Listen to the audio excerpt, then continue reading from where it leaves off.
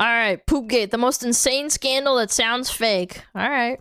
On a hot summer day in 2004, an incident so strange and disgusting occurred that it's hard to believe it actually happened. Chicago's Little Lady Ferry was doing one of its regularly scheduled tours down the Chicago River. Tourists on the top deck were observing the skyline when they looked up and noticed a large bus suspiciously parked on the Kinsey Street Bridge. As the ferry passed under the bridge, 800 pounds of human poop rained down on the ferry, drenching the passengers in literal human filth. People screamed and vomited as they tried to escape the unbearable smell, but they had nowhere to go.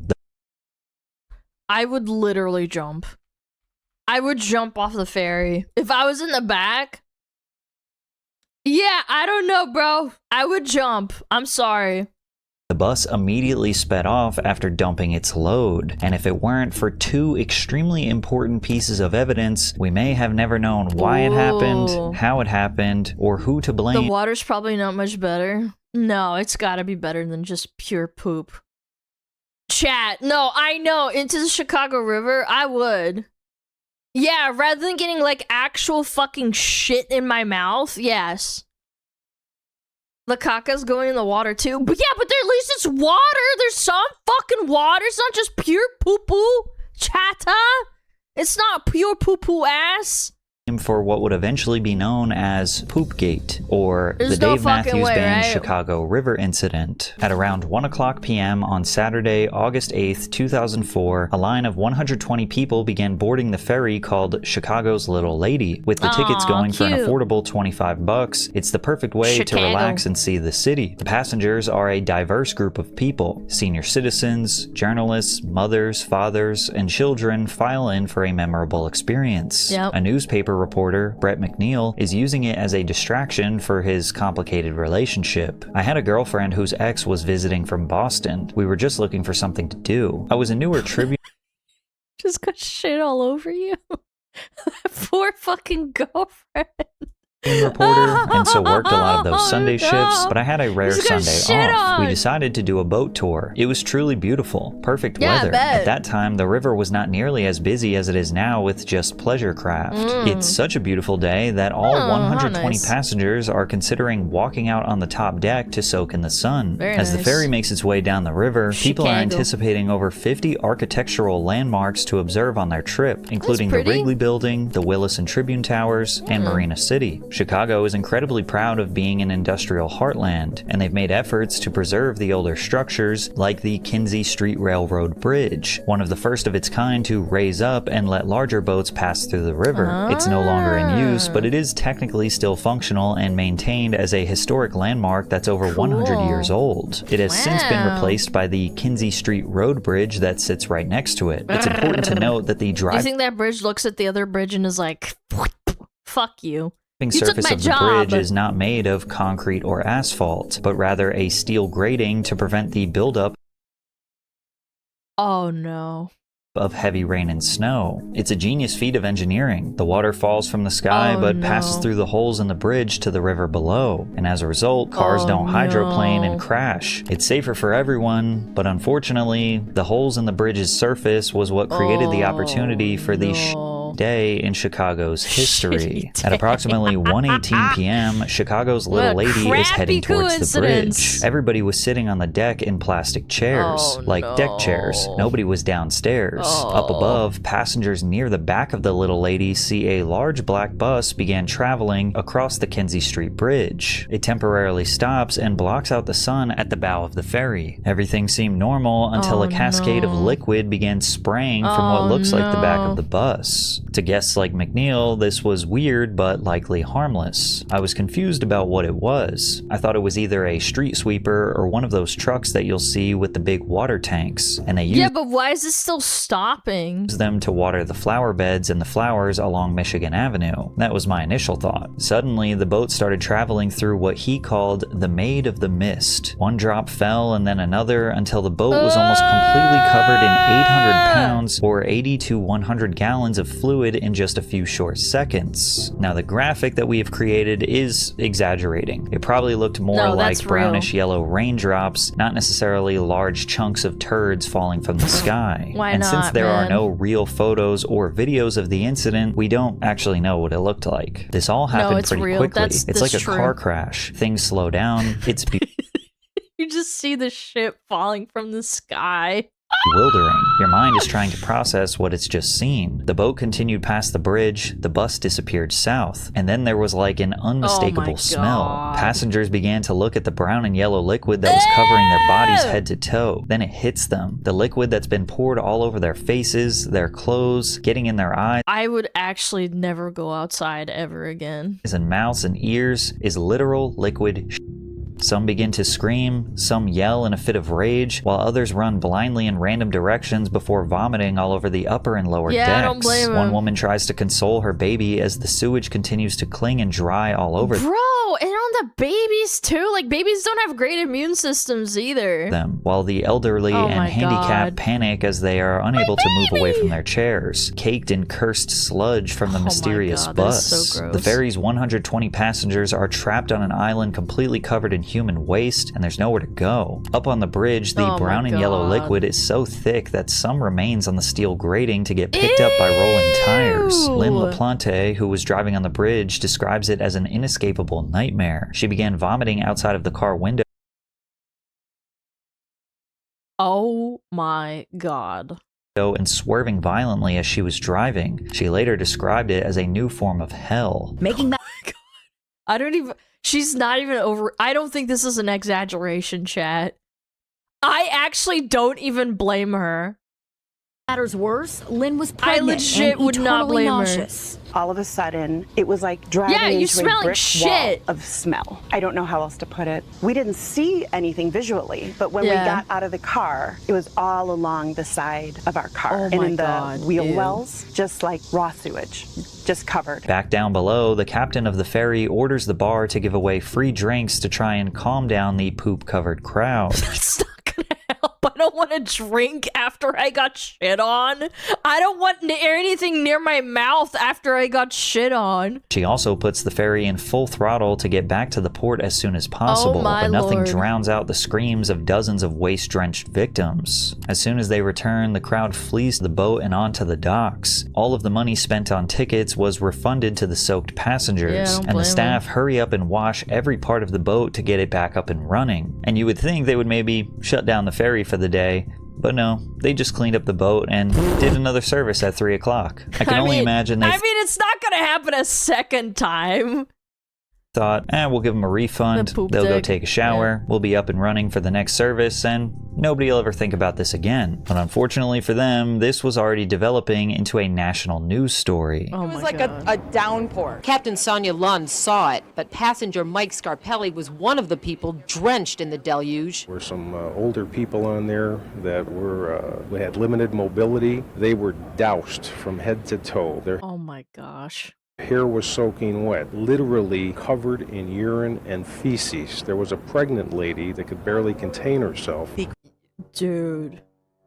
I hope she didn't have like a miscarriage from freaking out. Yeah, dude. No, that's scary, actually. Yeah, don't like pregnant ladies, they're not supposed to be near like anything related to that. Like cat poop or like animal poop and shit. That's horrible. Crew knew Imagine. exactly what to do when they were I loaded. would've They came freaked back to the out. dock. The passengers, Bob Agram met them at the dock. The passengers disembarked. We gave them refund. But Scarpelli doesn't remember it that way. He Not says near initially anything the with tour bad guide gave them smells. the option Probably of turning fucking around, and when screamed. dumbfounded, he told the guide to also call police. Scarpelli says the guide That's actually like a fucking crime. replied, "We're working on it." No authorities ever got on the boat. There were no police present. Whether or not they came after the fact, I don't know. The interviews I would go full vindictive mode if the police didn't do anything. Yeah, I would legit freak out and like just go demon time and find out who did that. After the incident sparked two different reactions: serious outrage and contagious laughter, because after all, poop is kind of funny. 5 of the victims actually went to Northern Memorial Hospital for tests due to likely God, you could get like fucking hepatitis from that fucking shit. Pre-existing conditions and the taste of black water still in their mouths. Ew, Exposure to this volume ew. of sewage can cause gastroenteritis, respiratory infections, skin infections, hepatitis. eye, ear, and sinus infections. You could get hepatitis A, UTIs, or even get parasites. An anonymous physician at the hospital even pointed it out that this was enough to shock experienced healthcare professionals. Working in the hospital care setting, when something strange or scary or gross or concerning happens, that's where you go. In general, we're used to it. We're kind of jaded. We're not very impressed with scenarios that would gross a layperson out. But this one was... people were talking about it for a long time afterward in the department. Luckily, nobody would end up getting sick or suffering any long-term illnesses, as far as we know, but the city of Chicago had to find the suspect as soon as possible to avoid more bad press. There were so many questions. I would ask them to dump a bunch of shit all over him. I would. That would be like, I'd ask for a judge to just like dump a bunch of crap all over him and be like, okay, now we're even. Why would someone do this? Was it deliberate or accidental? How did the driver manage to dump waste in a way that would scatter over an entire ferry and over 100 people? Most importantly, if I had to guess, it was probably just carelessness and not giving a fuck about like anything and just dumping. who the hell was in that bus? Chicago police had never conducted an investigation quite like this, but luckily they would discover a few key pieces of evidence that would eventually reveal the man who dumped 800 pounds of liquid turd. 800 pounds?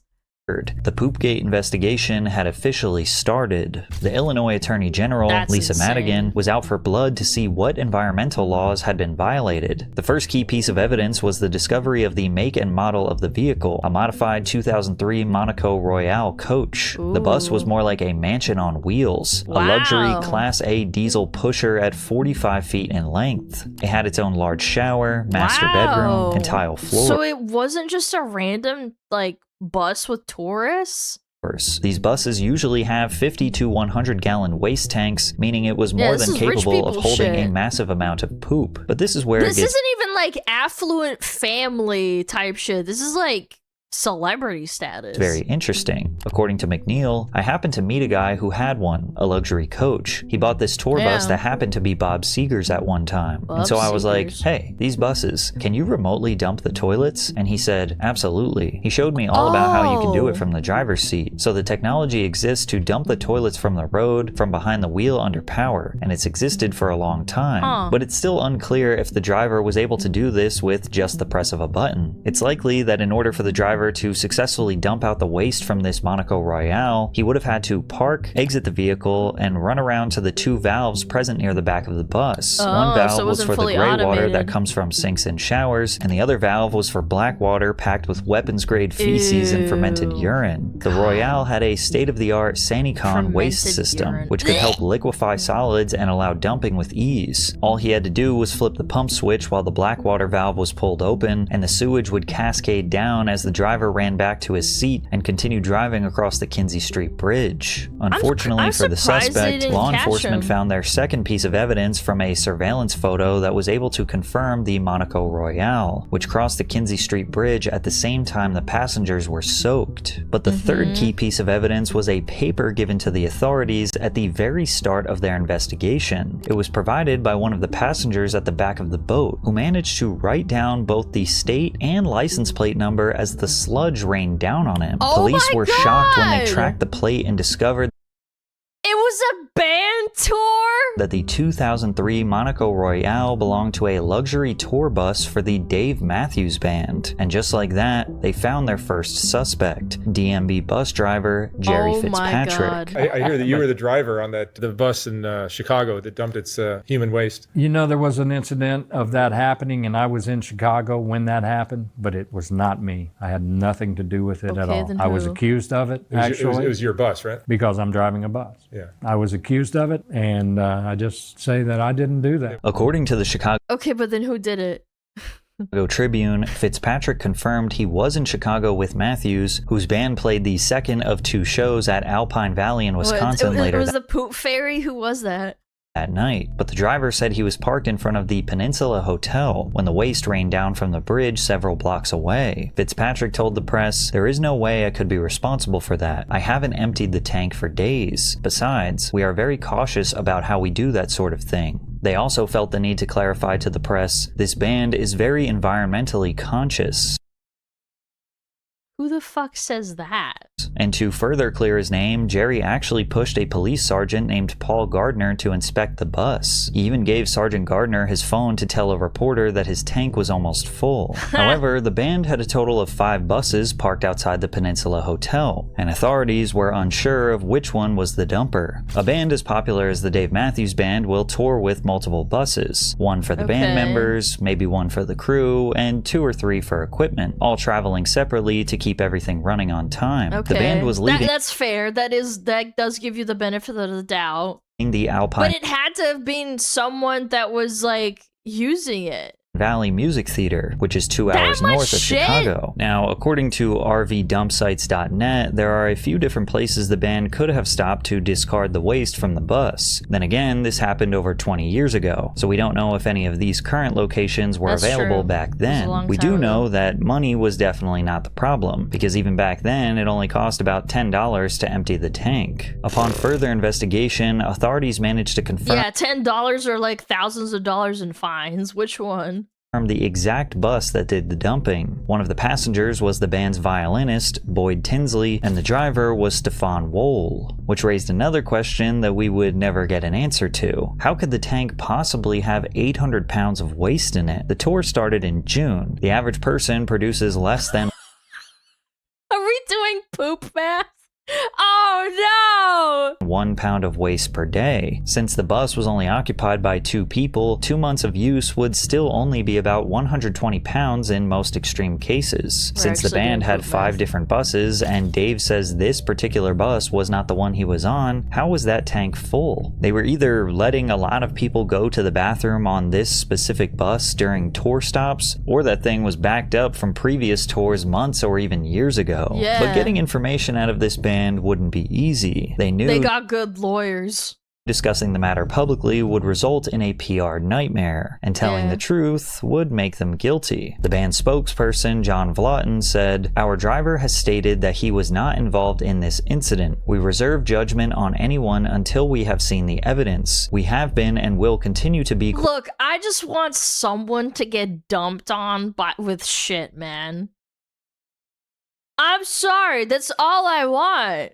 Cooperative in this investigation. However, once the 2-week investigation had ended, the Illinois Attorney General's office filed a lawsuit against them. The suit accused the band and driver of violating state environmental and nuisance laws, seeking $70,000 in fines and an evaluation of the band's waste disposal practices. And after confirming the surveillance footage, the Attorney General told the press, "I had the authority to enforce our state's Environmental Protection Act, and that's the main statute that we used. Surely it was a count of water pollution. Surely there was a count for discharging a contaminant into a waterway without a permit. And I think we may have also charged public nuisance. It's a pretty broad statute, but those are the 3 things that we were able to bring." As soon as the video came out, any attempts to deny that evaporated. Chicago's Mayor Daley also made a statement, but it was a little tone deaf and strange. He called the dumping absolutely unacceptable, but also said that the Dave Matthews Band was a very good band. Okay, being a good man doesn't, or being a good band doesn't mean that you wouldn't do it. The band's silence was heavily criticized, and eventually they felt the pressure to give a public statement, but they were reluctant to outright admit guilt. They did say that they care deeply about what happened, and that they aren't attempting to avoid any responsibility they may have, and also that they didn't want to offend anyone. "We have fully and voluntarily cooperated with the Chicago authorities since the moment we heard about the incident. We provided photographs of any buses they requested, and we offered to supply DNA evidence to determine if one of our buses was the bus involved." So were they trying to get poop samples? Our driver was— Well, it would be too difficult to determine, would it not? Yeah, what if— I don't fucking— Why am I even talking about DNA poop sample collecting and analyzation? was the only person on the bus during the period relevant to this matter, and he has told us that he had nothing to do with this incident. We have not seen any of the other evidence in this case, and we have a few narrow but critical questions related to what we have seen of the evidence in the media. The statement was long, perfectly vague, but unfortunately, it didn't help their case. 2 months after the incident, the Dave Matthews Band realized the evidence was too strong to avoid guilt any longer. The band and their legal team agreed to pay $200,000 to a fund for environmental protection and other supportive projects. They also donated an additional $50,000 to the Friends of the Chicago River, who partly oversaw the ferry ride, and another $50,000 to the Chicago Park District. The group also agreed to keep records for the next 5 years detailing where and when the waste tanks on its tour buses are emptied while in Illinois. As for the driver, Stefan Wall, he pled guilty to the crime of dumping waste onto the public and into the river. It was the first time he admitted it publicly, and he was sentenced to 18 months of probation. Was it the guy that said I didn't do it? Or was it a different guy? It must be a different guy. 150 hours of community service and received a $10,000 fine. Many people believe this was a mere slap on the wrist. The dumping of sewage could have seriously affected the health of the 2 pregnant women on the ferry, as well as the young children and a baby, plus the wheelchair-bound people who couldn't escape the fallout. All of the money the band paid out went straight to the government, and nothing went to the actual victims. In fact, part of the agreement was that the band was allowed to at least pay for like the people that had to go to the fucking hospital. Like, that's the least they could do after eating your actual fucking human shit, you fucks. To avoid admitting guilt in court, and it won a provision intended to make it more difficult for the tour boat operator and at least one passenger on the ill-fated cruise to use the settlements in their own lawsuits against the band. Like so many other things in life, ordinary people are the real victims, and the government gets a big payday. Now, this didn't prevent some passengers from taking the band to court. A woman by the name of Nancy M. Toder filed a lawsuit for emotional distress. She was celebrating her 46th birthday, and I wouldn't even chat, you can say it's a Karen, but come on, chat, I wouldn't go outside if I got like actual fucking human shit on me. I wouldn't go outside for a really long time. I don't even blame her. I don't think that's Karen behavior. I think that's a valid fucking reason to sue someone. I would honestly ask them to get all those people get dunked in poop. I wouldn't even want muddy, dude. She claimed the waste entered her eyes and mouth and covered her hair, clothing, and belongings. As a result, she suffered extreme nausea, vomiting, and related physical and emotional ailments and maladies, and continues to suffer severe emotional distress. But it's unclear if she was ever able to reach a settlement. The only person who seems remotely apologetic from the band is Jerry Fitzpatrick, and he didn't have anything to do with it. You know, it was a nasty mess. I couldn't imagine being the victim. I couldn't imagine that. Well, probably because he actually has human feelings and he's not just like, ugh, these peasants, ugh, I don't even care that they got pooped on. This driver didn't use his head. He caused a lot of problems. You know, it's a matter of stopping at a regular place, hooking your hose up, and flipping that switch on your And you know what's funny is that driver probably knew that he could get away with it. He's probably done it before. That kind of behavior, because like, think about it, he'd have to know that there were grates on the bridge before he stopped, and then see that there's no one behind him to like actively catch him. Oh, obviously some people did see it, but I'm just saying, like, he was like, all right, I'll just do this real quick, and then boom, right?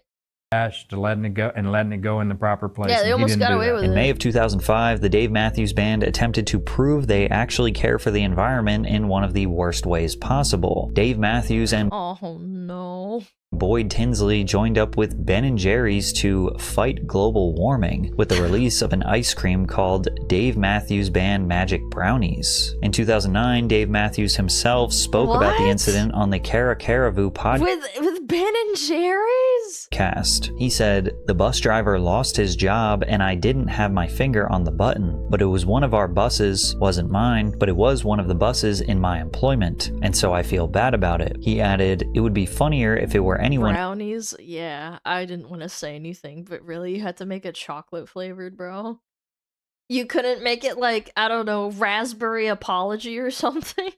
Else but me. Over cotton candy I don't know, hug or something? The more serious aspects of Poopgate have been largely forgotten, and today it's laughed off as one big joke. I think until maybe the day I die, I'll always be hesitant to walk under a bridge, or at least travel under a bridge. I definitely have a unique collection of colognes and deodorants, and I always have some baby wipes on me and lots of Purell. Fake commemoration plaques have been zip-tied to the bridge to facetiously honor its history. On the afternoon, August 8th, 2004, at this very location, the Dave Matthews Band tour bus emptied the septic tank over the Chicago River, drenching passengers on a boat toured with 800 pounds of human poop.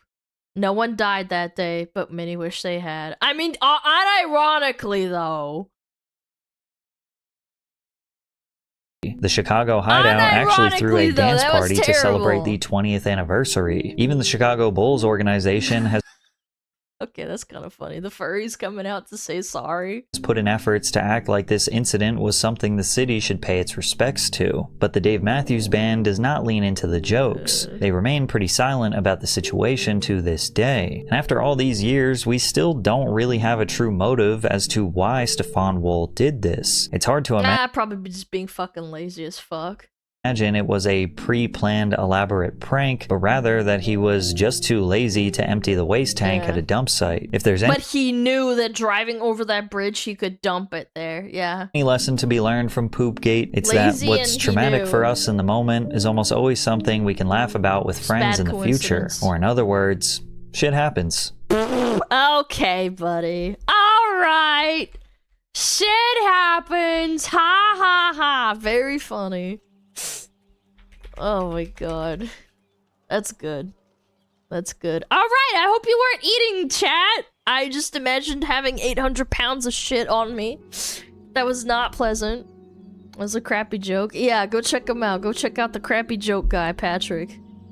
I was about to order lunch. Oh yeah, well now you don't really feel like eating, huh? You're gonna be a skinny mini? It's time. Yeah, it is time. Okay! Nom nom nom. Nom nom nom. Tasty poop. 800 pounds of shit. Absolutely unfathomably based. Some poo-poo ass. Yeah. Oh, we rated Yanners already, but we rate Tobbs. She's doing a collab with Tobbs right now. Show some support. Cute little cat girls hanging out, goofing around. Yeah, let's show some love to Tobbs. Thanks for creating the word incel. You're welcome. Alana in 1997 made the word incel. That's right. Oh my god, I don't know. I'm kind of grossed out now after that video. I'm not gonna lie. I'm one of those people that like imagines things happening. Like, I don't know, just like, ugh. I'm very, yeah, that was yucky. That was icky. Icky yucky. Blech. No, you can eat breakfast. I think I'll probably hold off on dinner for like an hour or two at least. Yeah, I think I'll do that. I think I'll get my appetite looking back, yes. You talk about Juji's poop all the time. Yeah, but I don't fucking like get dumped on and like I don't have to fucking look at it. Like, it's different, bro. It's different when you clean up after your dog as opposed to like human shit, bro. Some mind bleach. Yeah, I do. Chat, go say hi to Toms and Yanners. Yeah, my stuff. 800 pounds of shit. That's a lot of shit, chat. That's like 2 of me. That's crazy.